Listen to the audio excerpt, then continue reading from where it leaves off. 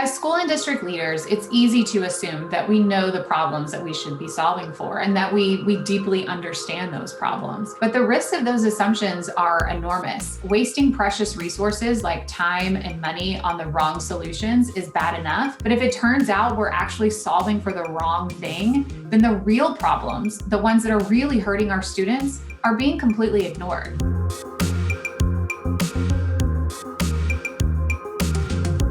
Hi, I'm Shelby, a former teacher who became a policy researcher who is now a consultant. And what that means is so much of the guidance that I give school and district leaders is grounded in this belief that data play a really important role in the decisions that we make, and therefore in the lives of our students and their families. This video addresses the responsive essential element of strong data culture, which is all about using data to uncover the truth and then using that information to make real-time pivots in strategy. In this video, I'm going to describe how districts with a strong data culture don't just use data to evaluate their successes and their failures. They actually see it as a powerful tool to better understand their problems, their challenges, and identify the right solutions for those challenges. Let me give you an example. The phrase learning loss is everywhere in education right now. Everyone from politicians to thought leaders are talking about the urgency behind understanding the academic losses that have occurred because of the COVID-19 crisis. And I've been one of them. I wrote this in a recent piece on data culture. School districts face the enormous challenge of understanding the learning loss this global pandemic has created, knowing that our most vulnerable students, the students who were already behind, have likely been the most impacted. And then I read what a veteran teacher from Boston Public Schools had to say in an Ed Week piece. She wrote, "People in charge of making policy decisions are so far removed from the experience of pandemic schooling that their decisions don't even seem to reflect the lived realities of young people."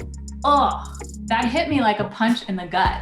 Here I was making all of these assumptions about what was and wasn't happening in school districts across the country from my home office. As school and district leaders, it's easy to assume that we know the problems that we should be solving for and that we deeply understand those problems. But the risks of those assumptions are enormous. Wasting precious resources like time and money on the wrong solutions is bad enough. But if it turns out we're actually solving for the wrong thing, then the real problems, the ones that are really hurting our students, are being completely ignored. Organizations and teams with a strong data culture have a habit of going to the data first. They deeply investigate the challenges and their assumptions associated with it, which gives them a far better chance of identifying the right solutions. Here are 3 steps to consider as you're trying to build more responsive data practices into your team or across your organization. First, you know the saying, seek first to understand? When you first hear about or observe or think you've identified a problem, ask a ton of questions. I like the 5 why protocol, where you state something you know or believe to be true, and then you ask why 5 times, trying to get to the root cause. And don't let yourself make any assumptions. If you don't know the answer to that why question, go deep into the data or ask people, especially the people that are likely most directly impacted by the challenge. Next, identify solutions that are most tightly aligned with the root cause you identified in step 1. I really like a theory of action for this, where you name solutions that you're going to try, and then right next to them, you list the immediate actions that you think will come out of implementing those solutions, and then finally the outcomes that you expect to see after those actions occur. Those outcomes should tie directly back to the root cause that you identified in step 1. Finally, use your theory of action to identify the right indicators to evaluate whether or not those solutions are working. There's 3 different kinds of indicators you can use for this. There's fidelity. Is that solution being implemented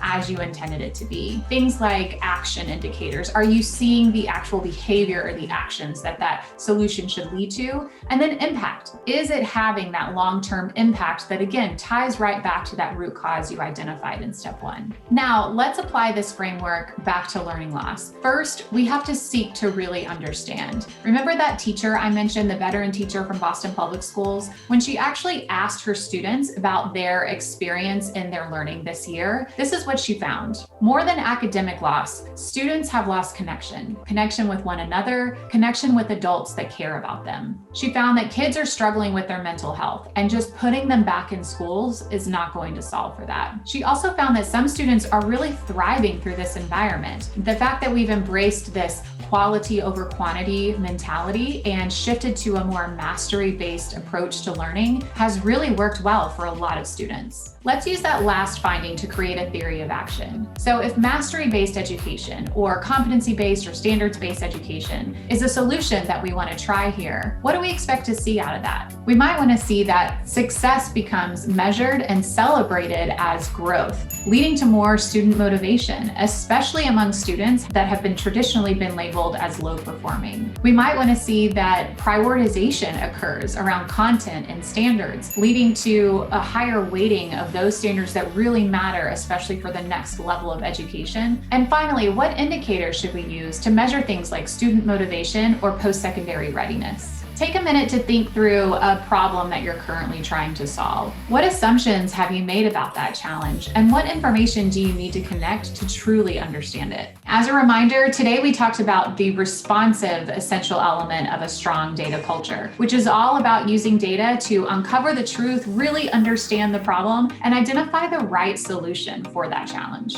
Thanks so much for watching. For more content from Education Elements, please be sure to check out our website and follow us on Twitter.